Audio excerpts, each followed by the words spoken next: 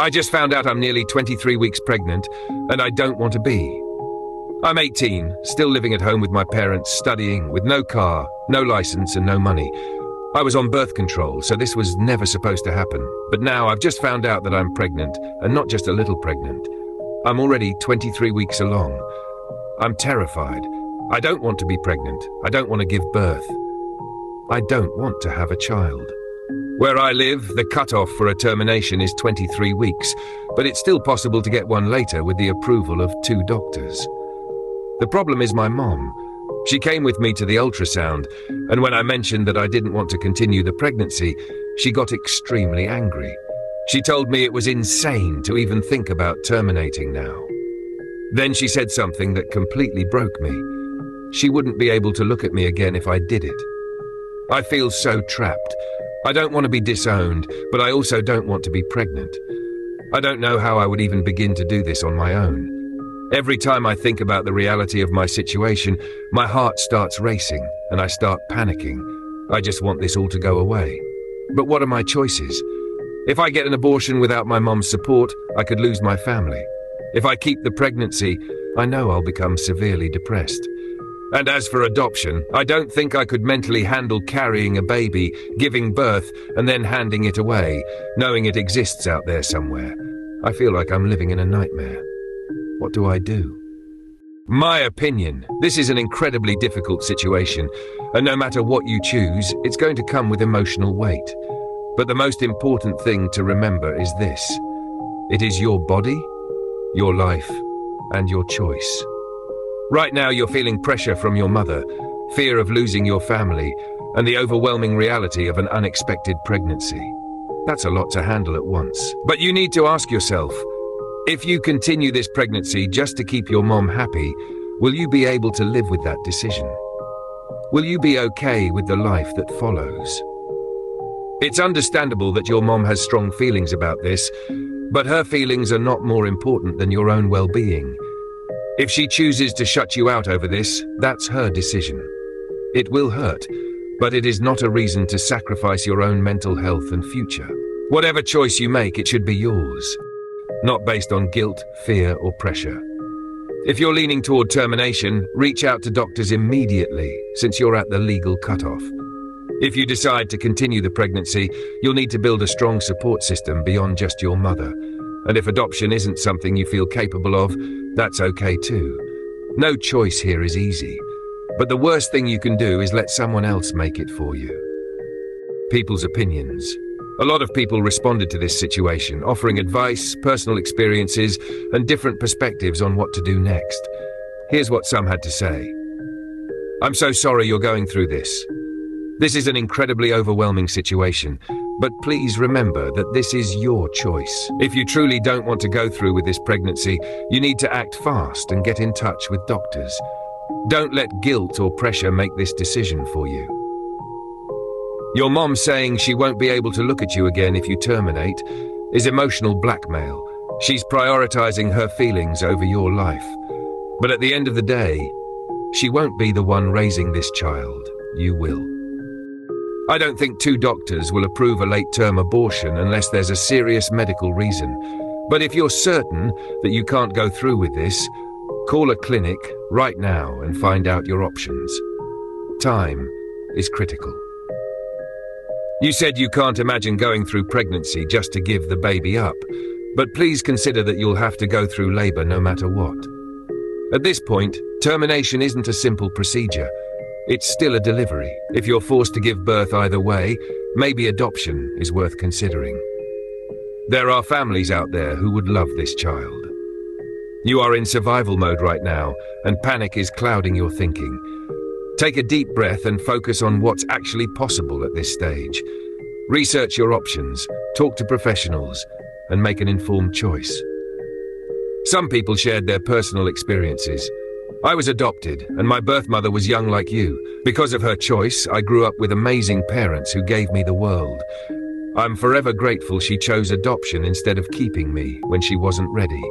If you're unsure, please think about this option. I had an unplanned pregnancy at 18, and I chose to keep the baby. It was incredibly hard, but I don't regret it. That said, I had support. If you don't have that, then forcing yourself into motherhood could break you. Only do this if it's what you want. While opinions varied, most people agreed on one thing. This decision should be based on what's best for the original poster, not just what her mother wants. That concludes this story. How do I call out the band members who roofied me and my sister? Years ago, my sister and I were drugged at a party, and we know exactly who did it. We had only been at the party for about 20 minutes.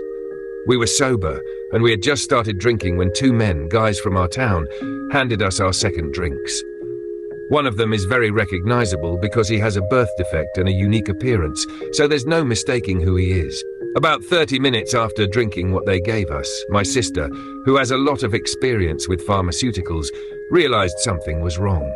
She told me she felt amazing, but I was about to have a much worse reaction. I lost the ability to use my legs. I collapsed, smashing my face on the ground. Blood was everywhere, on me, on the bar, on the sidewalk. My sister, even while drugged, somehow managed to drag us both to her house. But even she lost consciousness after a while. I remember struggling to breathe.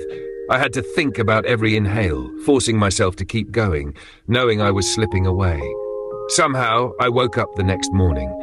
My sister went to the hospital and had her stomach pumped, but the doctors were never able to identify what we had been given. Because of that, the police couldn't do much beyond taking our statements. Nothing ever came of it. Now, years later, I went to a punk rock show, and there they were. The same two guys, up on stage, playing in a band, surrounded by women drinking. I don't want any other woman to experience what my sister and I went through, or worse. But how do I warn people? How do I call them out without harming the innocent members of their band who might not even know what they did? My opinion. You have every right to call them out. What they did to you and your sister wasn't just a crime, it was an act of pure evil. They knowingly drugged two women with the intent to take away your ability to defend yourselves. The fact that they're still out there, playing in a band, surrounded by women who have no idea what they're capable of, is terrifying. The biggest concern here is how to expose them effectively. If you directly accuse them on social media without hard proof, they might deny everything and try to twist the narrative against you. However, that doesn't mean you should stay silent. You don't owe them silence. They counted on you and your sister not being able to fight back that night. Don't let them get away with it now. People's opinions. Many people responded with advice on how to expose these men while keeping the focus on protecting others. Here's what some had to say. Let the bar staff and security know. Many venues have ways to watch out for known predators. If they see these guys hanging around women, they can intervene. Talk to female bartenders or waitresses. They are often the first to notice when something is wrong, and they might already have suspicions about these guys. If the bar doesn't already have a system, suggest one. Some places use code words, like asking for an angel shot, to alert staff when someone feels unsafe. If you have mutual friends in the scene, quietly warn them. You don't have to name them publicly to make sure women know to stay away.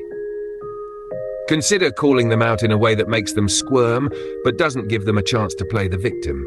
A simple statement like, "It's wild how some guys in this band think they can get away with drugging women," might make them panic. Some shared personal experiences. I worked in a bar where we had a known predator. We started quietly warning women about him, and eventually, no one would talk to him. He left town. Sometimes that's the best way to handle it. Make sure every woman knows who to avoid. I was drugged once at a show and no one believed me because I couldn't prove it. If you can't expose them directly, at least make it impossible for them to hurt anyone else. The overall advice was clear. Whether you expose them publicly or warn people behind the scenes, make sure they can't do this again. My gym trainer hit on me even though I'm married. I go to the gym regularly with my husband, and sometimes we get advice from the trainers who work there. Nothing personal, just workout tips. Last week my husband was busy, so I went to the gym alone a few times. One of the trainers helped me with my workouts, which seemed harmless. On the last day, he asked when I'd be back, and I told him I'd be traveling for a couple of weeks. We talked about how to maintain fitness while traveling, and then he asked for my number so he could send me some exercises. Looking back, I realized I was naive to give it to him. I wasn't on guard. He has a kid, he knows I'm married, and my husband is even in a gym group chat with him. So I didn't think twice about it. That night I got a text from him. "I so wish you weren't married." I didn't respond, but my stomach dropped. I was disappointed because I actually enjoyed training with him, and now he had completely disrespected my marriage. I didn't tell my husband immediately. That night was our last evening together before we both traveled separately, and I didn't want this guy to ruin it. But I also knew that my husband needed to know before he saw this trainer again. Now I'm trying to figure out how to handle this.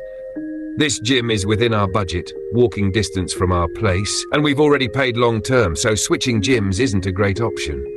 There's a women-only section, but the equipment is limited, and avoiding him doesn't really solve the issue for my husband. I also have another concern. We live in a country where foreign workers have very limited rights. If I report this, he could be deported.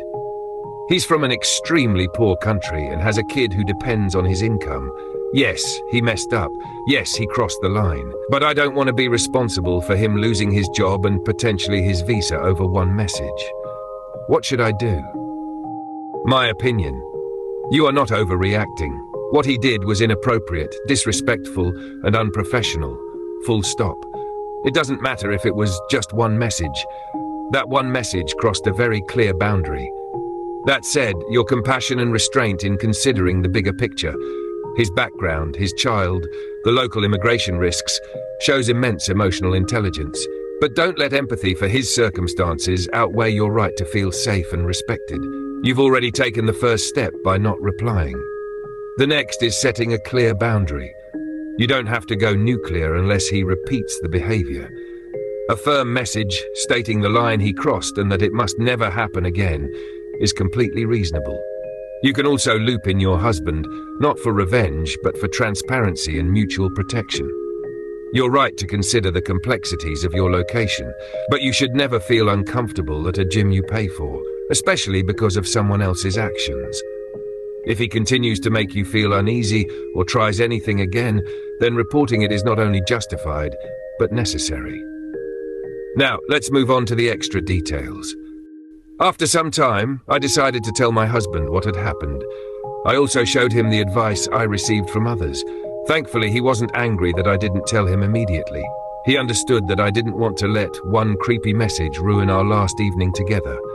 Together, we decided to address the situation directly but calmly. I sent the trainer a message saying, "I did not like that message. It was disrespectful and not professional. My husband and I won't train with you again. I don't want to cause you problems with your work, and I don't want you to intrude into my personal life. Ignore us both at the gym, don't contact me again, and it will be best for everyone. Thank you." His reply came quickly. "Oh no, I didn't mean to disrespect you or your husband. It wasn't my intentions. I feel really bad now. I'm really sorry, and I will do as you say. Sorry again." So far, he has respected the boundary. I'm relieved that it didn't escalate and that I didn't have to report him, but I'm also on alert. If he crosses the line again, I won't hesitate. People's opinions. Readers responded positively to how the situation was handled and praised the mature, balanced approach. Here's what different people had to say. "You did the right thing by telling your husband. Honesty like that builds trust, and you didn't overreact. You showed patience and strength. Your message to the trainer was perfect. Clear, firm, and non-confrontational. You gave him a chance to fix his behavior, which is more than fair. It's important to set boundaries without immediately ruining someone's livelihood, especially in countries where one mistake can cost someone everything. You showed compassion and self-respect. The fact that your husband supported you shows how healthy your relationship is. This is how you work as a team. You shouldn't have to switch gyms or downgrade your workouts just because someone made you uncomfortable. He's the one who should adjust, not you. Others shared cautionary notes. Keep an eye on him. Sometimes people apologize just to smooth things over, but then revert. If he makes another move, report it. One warning is all he gets. Don't feel guilty if you do end up having to report him. He's an adult who made an inappropriate decision. That's on him, not you. The overall consensus was clear. You handled this with dignity, and you set a firm boundary without letting your compassion be taken advantage of. That wraps this story.